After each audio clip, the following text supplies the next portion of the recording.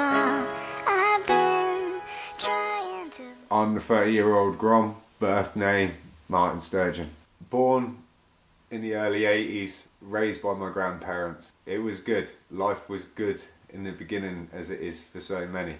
I was spoiled. I didn't really go without much, if I'm honest. Growing up in Wickham, there wasn't many kids around the area and where I grew up, and I'd say that I was kind of quite recluse and stayed within my family net as such. Like, I got on with people at school and I had mates, and like, school was one side of me and then home life was another. And I had an awesome upbringing, man. I can't say enough about my grandparents. They were kind of kooky in their own little way. Bearing in mind they were born in like the 40s, they had a different teaching or parenting style maybe as some of the kids I went to school with, mum and dads, would have. But again, I kind of brought up on old school principles. For many years, I was completely 100% under the illusion that my grandparents were my biological parents. And that didn't change until I was maybe, 6, 7. One day I was kind of bickering with who I thought was kind of like, like a family friend, and was like, you can't tell me what to do, you ain't my mother. My mum then told me, yes I can. Yeah, I don't know, it's a bizarre one. I wouldn't say that like on the levels it's made much difference to my life, but it's when you start breaking it down, there sure are some really strange and bizarre things to deal with. 1996 we moved from Wickham to Aylesbury. If I'm honest, life was starting to change then anyway. Slowly kind of knew that my nan, which in my eyes, my mum, was ill and things were changing. I lost my nan to bowel cancer.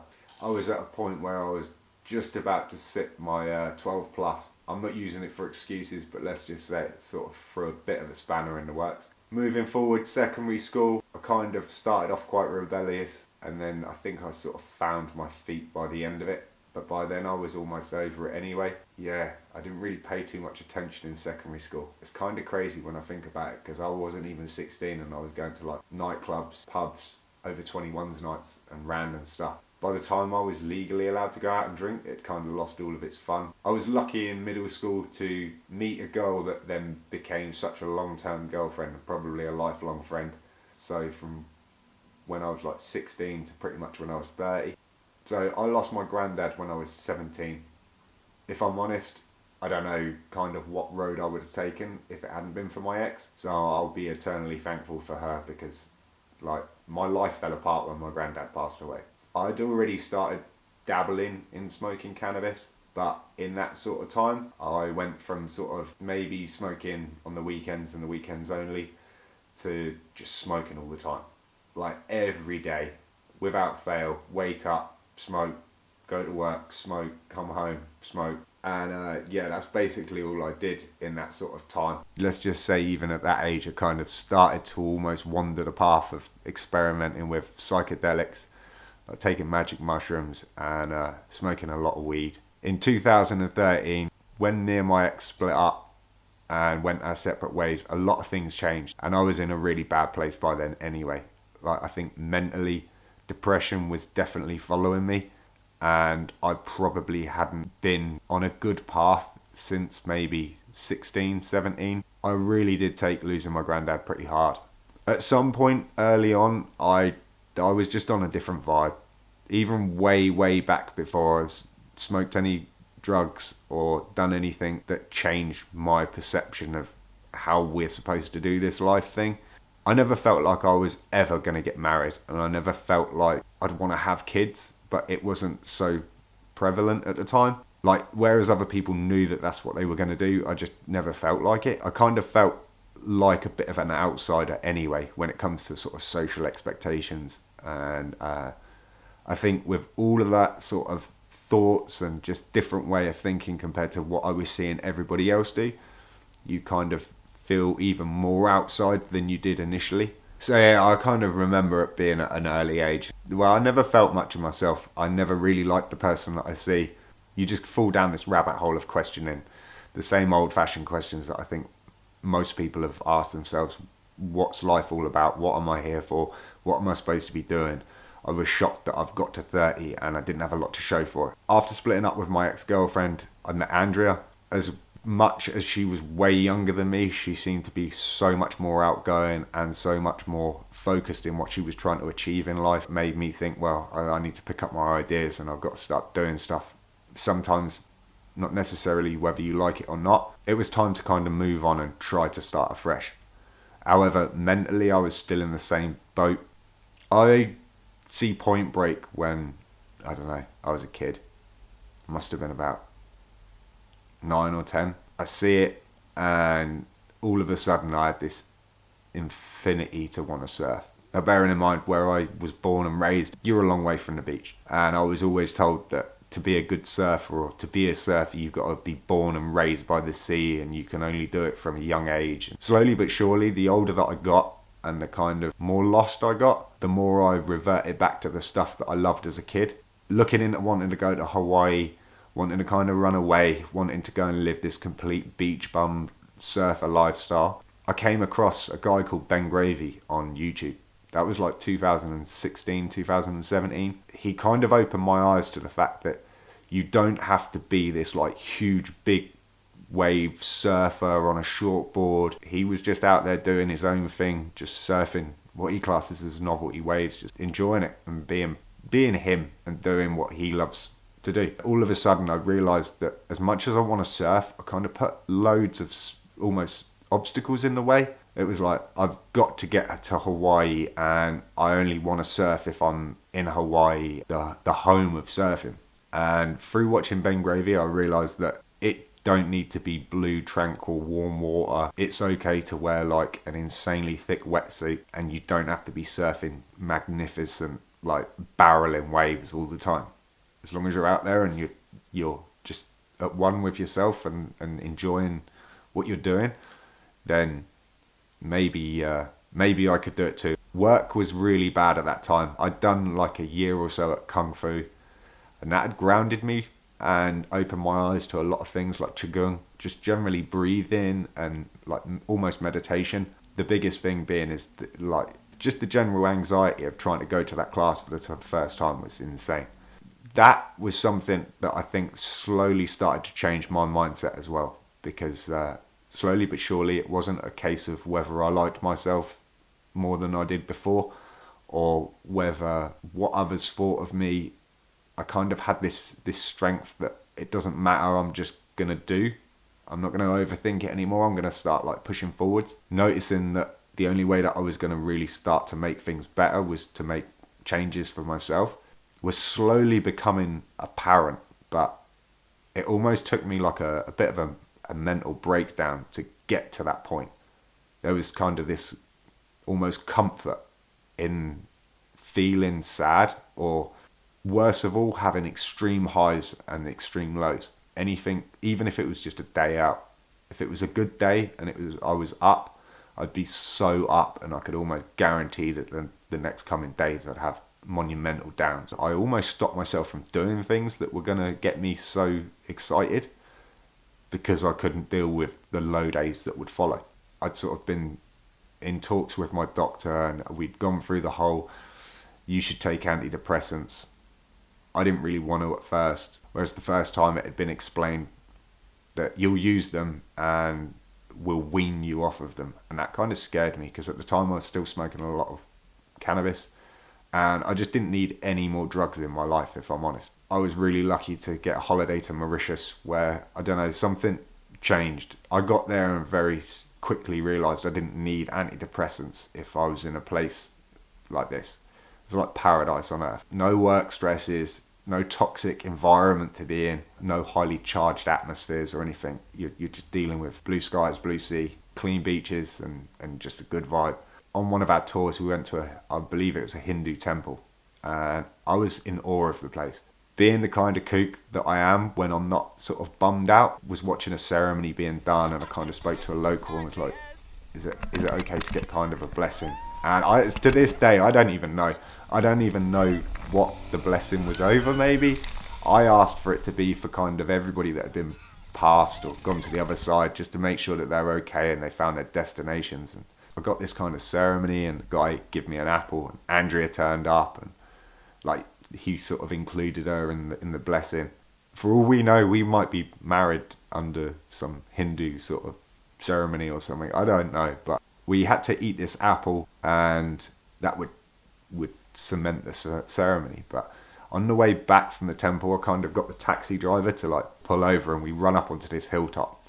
And I got the seeds and a bottle of water that I had, and I just put the apple seeds in the ground, and just watered them in, and was stood there with Andrew, and we had these like blessings on our forehead and stuff.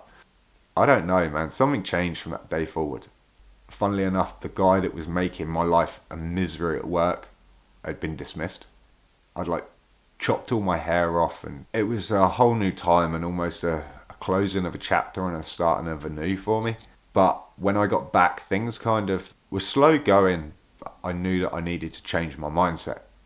Going forward, I'd probably need help with it. And I'd reached out to a company called Healthy Minds, which is like a non-profit organisation for mental health in the UK. Without going too deep, I didn't find a great deal of help from them. They basically stated that because I was using cannabis, I would need to address that issue before getting any help. And at the time, I was like really bad. Even though I'd had this awesome up and my mindset had changed, there was still this internal struggle with who I am and what I want to be going forward. But I was also kind of beating myself up about the fact that I'd wasted so much time already. And there was this real turmoil. I was more than willing to get the help or try to reach out for the help that I thought I needed at the time. So I ended up going to a recovery centre. It's like 2 years after Mauritius, I think, we went to Crete. And this was alongside me going to the rehab. That also was a real big turning point. I'd already started trying to kind of build this idea of doing a vlog. I wanted to make a YouTube channel. I still faced the stress of could I actually bring myself to put myself on YouTube. So I'd been vlogging, but I kind of had this thought that I'll make the videos and I'll video the journey. And if I don't ever want to put it to YouTube, then I don't have to. While I was in Crete, in the early hours of the morning, I was having a conversation with Ben Gravy on social media. And I was sort of saying to him that I want to start this a vlog about depression and dealing with mental health. But my only fears are I don't want this to kind of go the opposite way, where it is maybe detrimental to my recovery or going forward. I was always fearful that maybe just haters, just people would say bad stuff about it. And it held me to a point of, do I put the video out? Because that's kind of that breaking factor. Once it's done, but like anything, starting it's the hardest part. After talking to Ben for like quite some time, he just said, look, are you going to let the possible chance of somebody hating what you do stop you from the possibility of it helping one person? And I'd already kind of claimed that in the vlog previous, in my first video, something new. Maybe I inspire other people, but also it's kind of a self-help for myself. If this never actually makes it onto the internet, I'm trying to stay positive, trying to go forward. So, what more can you ask for? Which was way before actually going to Crete on holiday. I sort of said, I don't know if this is going to help me, because I get to vent to a camera and almost watch my own life back, and not many people get the opportunity to do that. If it helps anybody else in the process, then I'll be doing something good. And slowly but surely, obviously after talking to Ben and him saying, dude, just do it. Like, do it because you want to do it, and don't do it if you don't want to do it. But if you feel like you can, and it will make a difference. Like, just being that sort of vulnerable and showing that vulnerability and putting good out there will just, it's needed, You'll see if you watch the vlogs back, there's a morning where I'll wake up, crack of dawn, and I want to get the sunrise, and I need to get down to the beach. Good morning, guys and girls. Let's start it like that. Yeah, I messed up because I got up, but I'm not down by the seaside.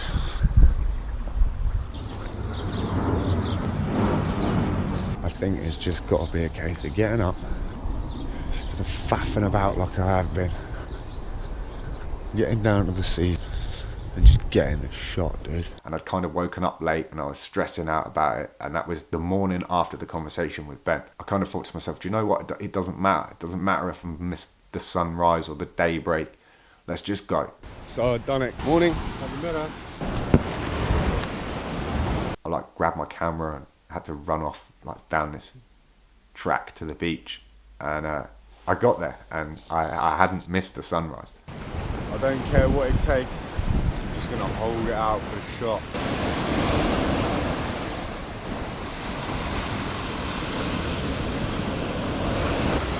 Because this is just too good.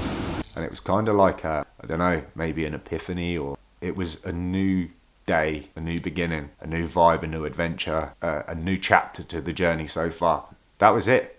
I kind of come back from that and I started editing all of the old footage and uploading daily to YouTube. We moved into our new house. I decided to quit my job. I took out a 35-year mortgage and quit my job, and everybody thought I was mental. For the first time, I think, in my life, it was like, I reckon it was possibly one of the best decisions I ever made, because I don't think I could have stomached going forward while trapped in such a toxic place.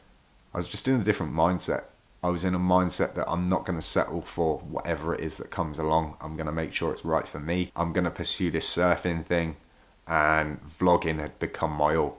I did have kind of a multitude of little relapses in regards to smoking, and in regards to kind of like getting huge builds of anger and frustration and not being able to kind of vent it. And that kind of led to some sticky moments where I was just being a bit of a maggot. And I was also kind of self-harming as well, but not like cutting or anything, but just literally beating on my own temple to try to kind of knock myself out, which wasn't one of my proudest moments, but it was just one of those things at the time, and I was doing it quite frequently. And even though everything was moving forward, I still had this internal demon that was just eating me up. Even now, I still suffer from the anxiety and struggle to see myself in a positive light, but it still doesn't stop me trying to be the person that I want to be. And I think that's what's changed. I don't have any ambition of being like super mega rich or famous or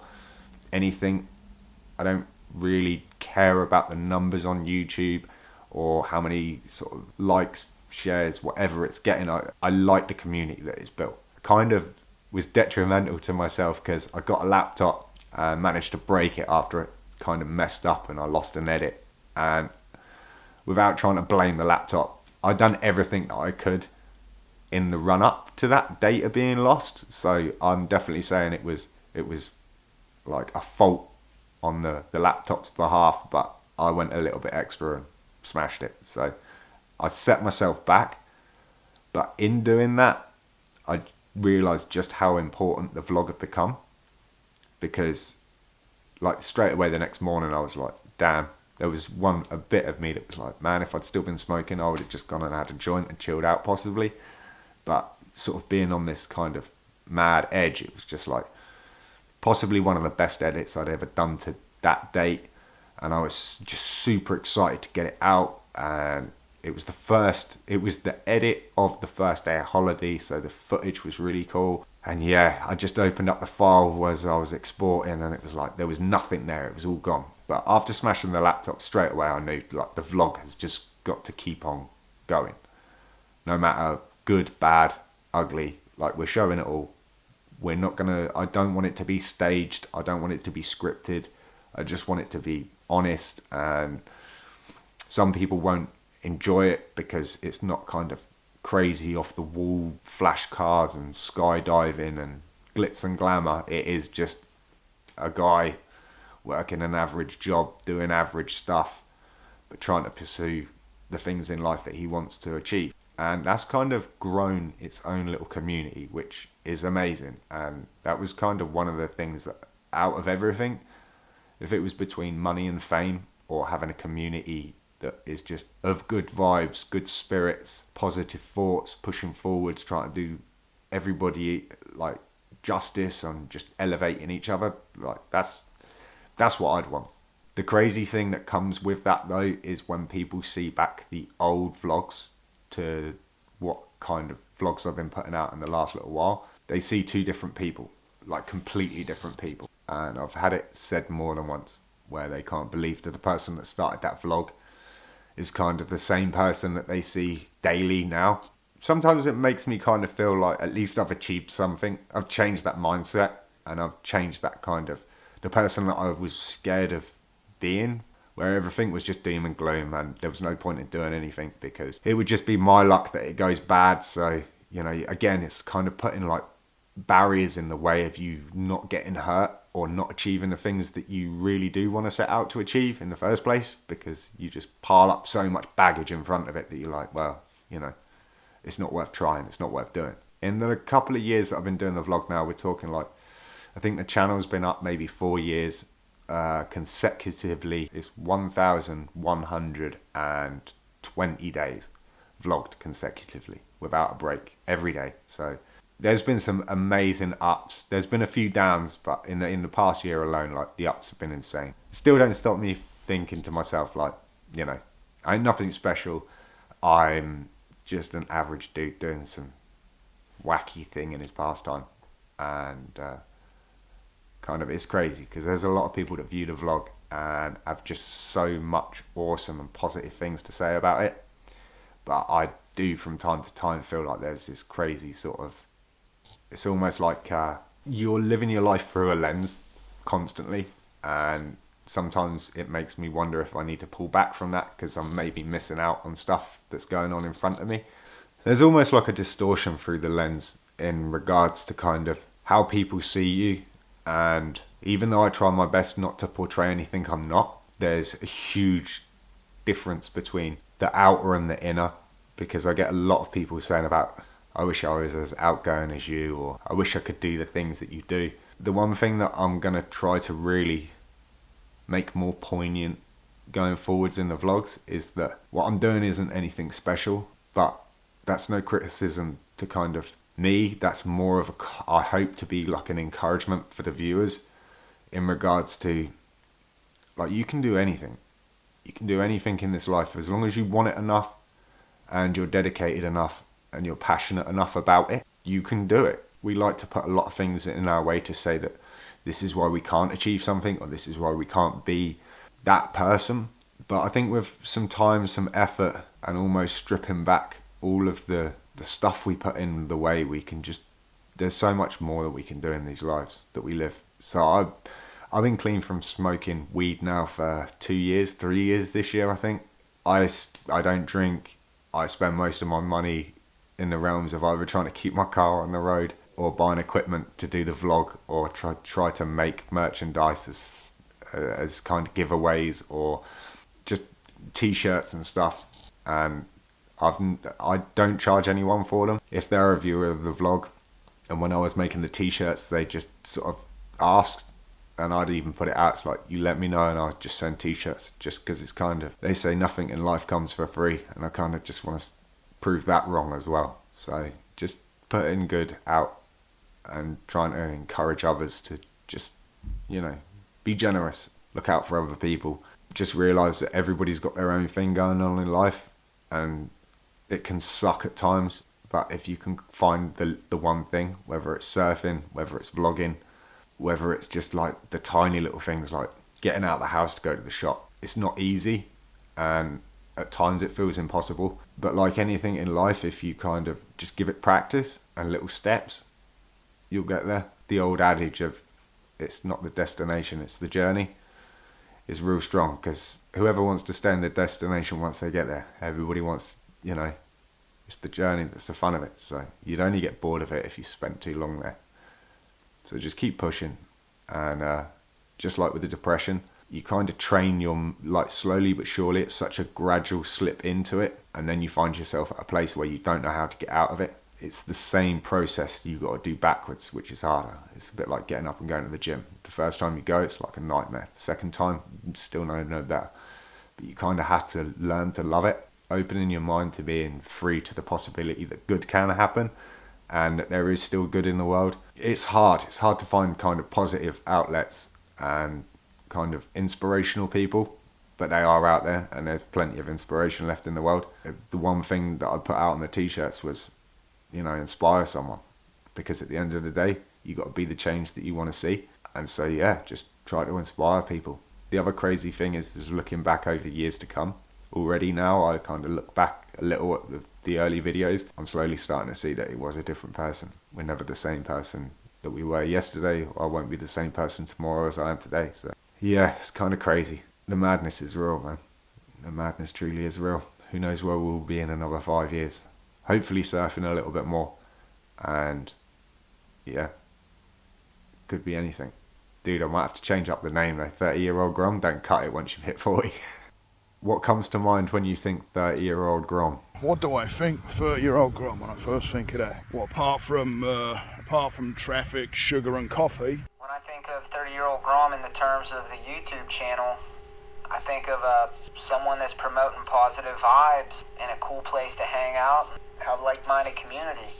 When I think of 30-year-old Grom as the man I know as Martin, I think of someone that's not scared to show they're going to walk a different path and they're going to live their dream, and they're showing the possibility of it and how it's going to happen, which is big in my eyes. You know, there's a lot of things that come to mind. Just straight up guy, say it how it is, and persistent. But apart from the other three, traffic, coffee and sugar.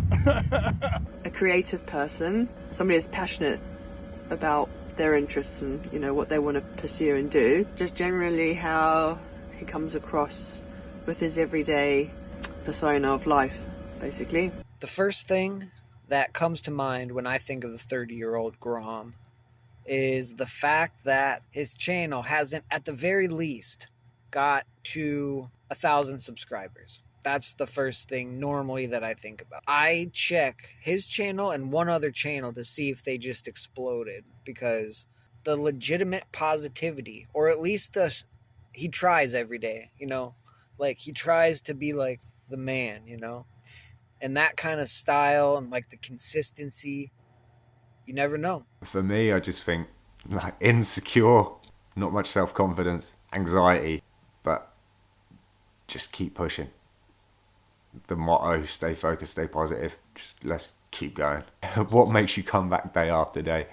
I don't know what it is with the vlog. Sometimes I can make it on time at 6 o'clock, and then sometimes I might go 2 or 3 days, and then I have to watch all 3 in one go. But it's yourself. You make the video very interesting, and every vlog just gets better and better and better. What makes me keep coming back? What makes me come back day to day? Positive vibes and a supportive community, of course. Again, just the fact that it's genuine. You know, it's all edited and it's nice. I love it. You know, but I love the fact that you show you're genuine. Not perfect, nobody is. That's that kind of thing that keeps on making me come back, because it's real. It's you. You're selling yourself as the person in your YouTube videos.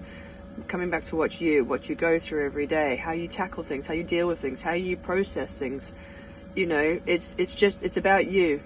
It's like insanity at its best. I've done it so long, but still don't feel so good at it that I kind of want to make the next day better than the last was. So I just keep on, and now that the streak has got as long as it has, I don't want to give it up, which is just mental in its own right. What do I think the Grom battles with most? The Grom struggles with giving himself the credit that he deserves the most, I feel like. And I'm only basing that on very few things. From specifically how well he surfed with the amount that he's actually surfed, and then like every single vlog, like I just said, like every single vlog he puts out is good. It's got a whole kind of a miniature storyline, and even the times that there's no storyline, that's kind of the thing. What do you think Grom battles with most? Wow. Your mind.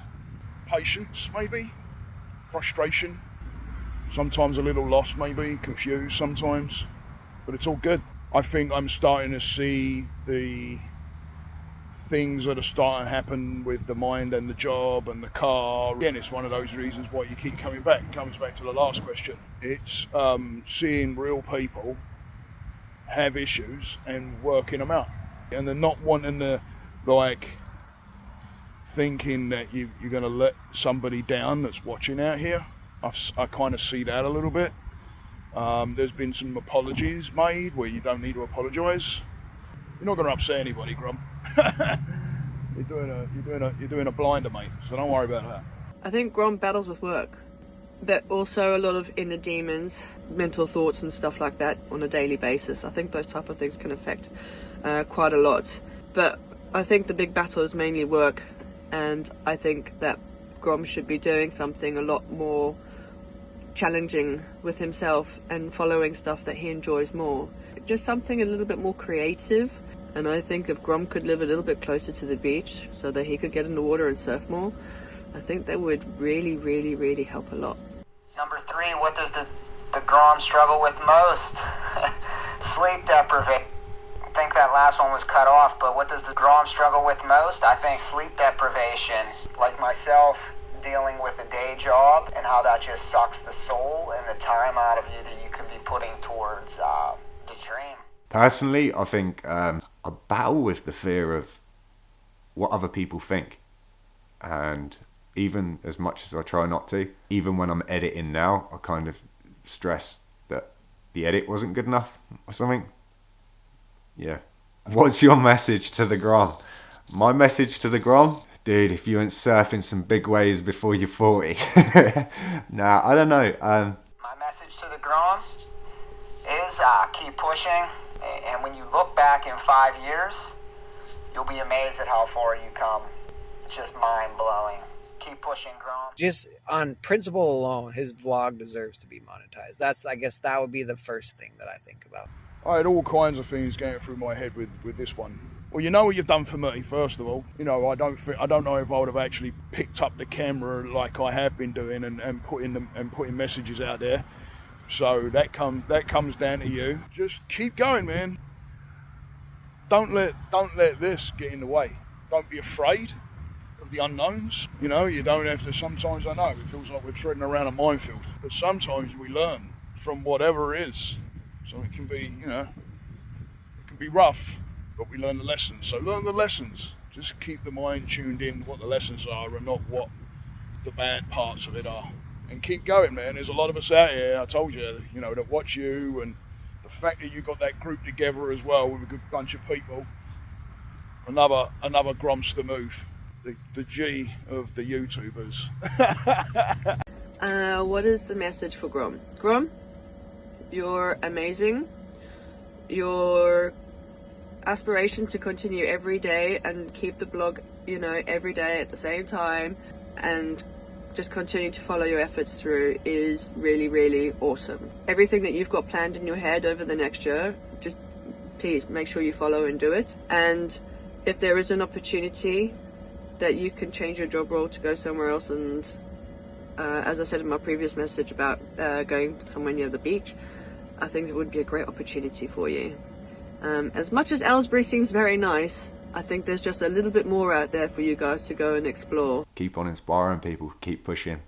And hopefully if you put enough good out and the universe sees it fit, then maybe you'll just reap those rewards that you're kind of looking for.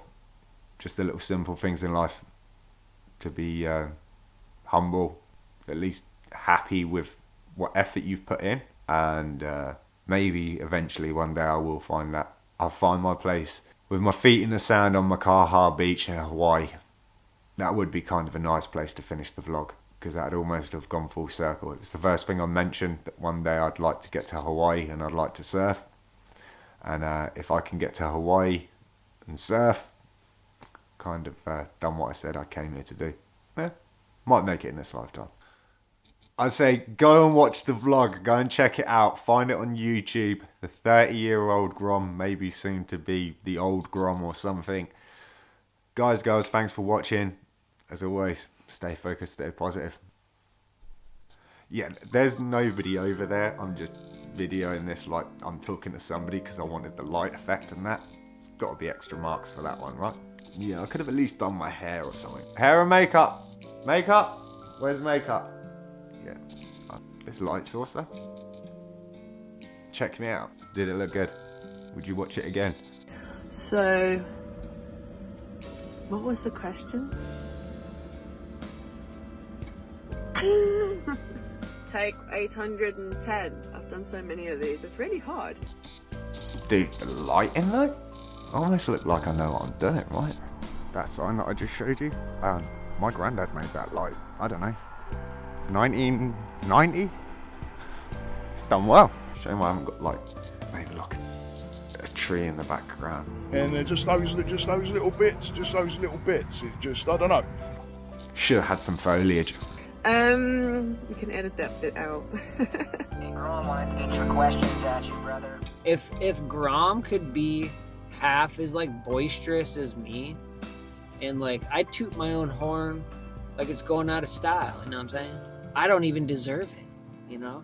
But like he does, and he should, you know what I'm saying? So I hope I've answered your question, man. I think you're a great guy, dude. I think you're fucking doing a blinding job. Do what you love, and the rest will roll with it. Energy follows energy. Where you put your mind, the energy goes.